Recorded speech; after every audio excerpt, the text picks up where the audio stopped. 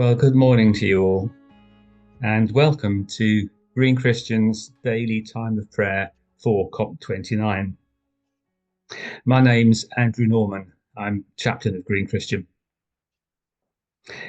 These prayers have been written by a team from Green Christian, and with particular thanks to John Bell of the Iona community for the introductory and the closing prayers. There'll be some silence, and please let the stillness as we start this day be our prayer together as we hold in our minds and hearts all those who have and will be gathering for the conference each day. So, as this day begins, let us bless God, the creator of all, who holds all creation in love.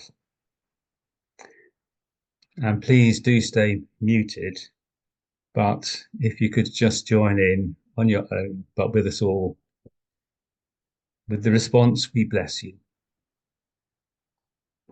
God, our creator, maker of colour, sound, texture, movement, and the ceaseless beauty in living things, we bless you. God, our creator, maker of granite and mustard seed, of grey cloud and starlight, of earthquake and heartbeat, we bless you. God, our creator, maker of all that is unseen, of all that has been, of all that words could never capture, we bless you. God, our creator, we, the children of your love, the beneficiaries of your kindness, the guardians of your creation, we bless you. We bless you for your making, your trusting, your loving, your never-ending goodness. Amen.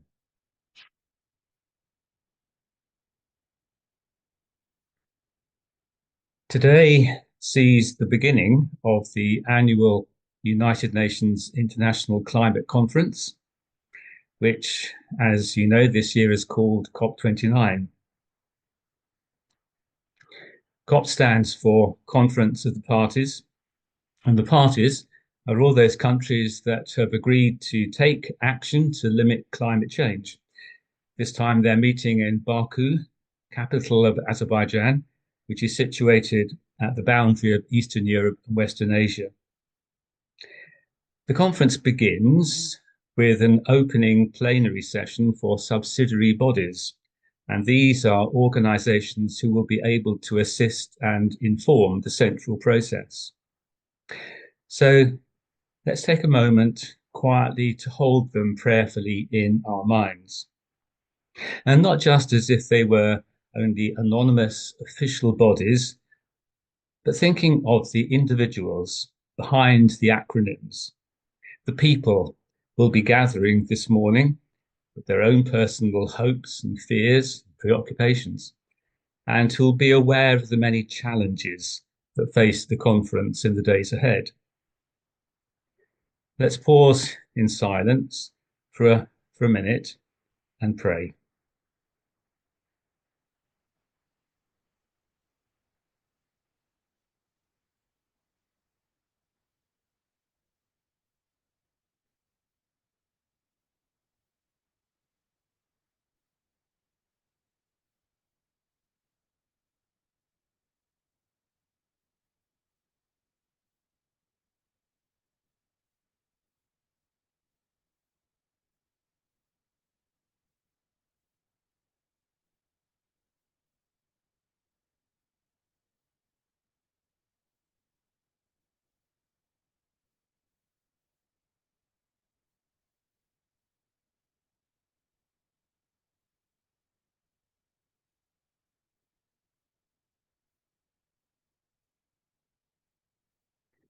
Lord, grant them clarity and courage. We must also pray on their opening day for Mukhtar Babayev, who will be presiding throughout the conference. So he'll be bringing with him the experience of having been vice president of a state-owned gas and oil company. So for the next minute, hold this man, this one man, Mukhtar, in your prayer.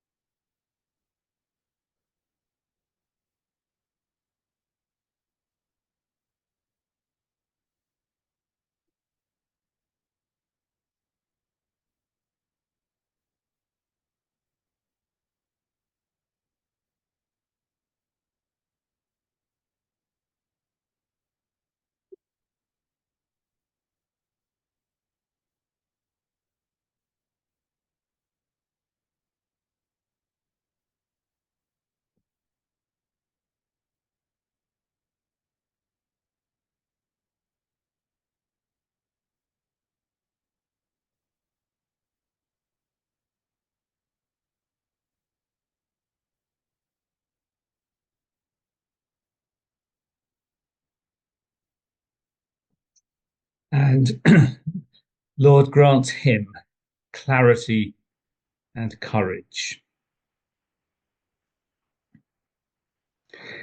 And money will be the most important focus of this year's climate talks. Years back, wealthy nations pledged that they would deliver climate finance to support poorer developing nations to cut emissions and adapt to climate change. On the agenda at COP29 is now a new collective quantified goal for climate finance to run from 2025 onwards. Our prayer must be that delegates will make progress on how the world will turn the previous billions of dollars into a trillion, how they'll do that. And to be clearer about where that will come from, which arguably is from the biggest historic emitters and who are still amongst the biggest emitters today. There's an increasing call for the private sector to invest more, both in clean energy and to finance adaptation strategies to build greater resilience.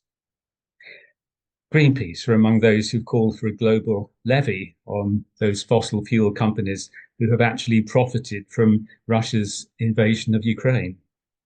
And the COP29 presidency itself has announced a new voluntary fund into which oil and gas extracting companies and countries will be asked to pay. So let's pause again for a minute to pray for realism and for a sense of collective responsibility.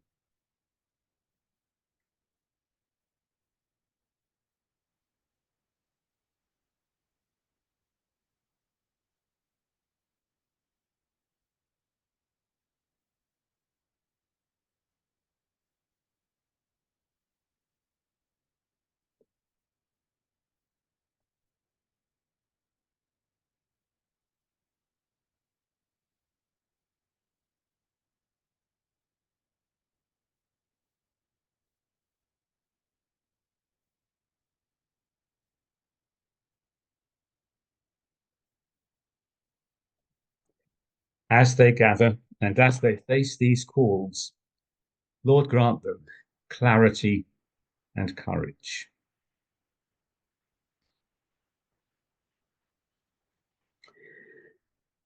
So finally, let us bless from our hearts each person who will be participating today.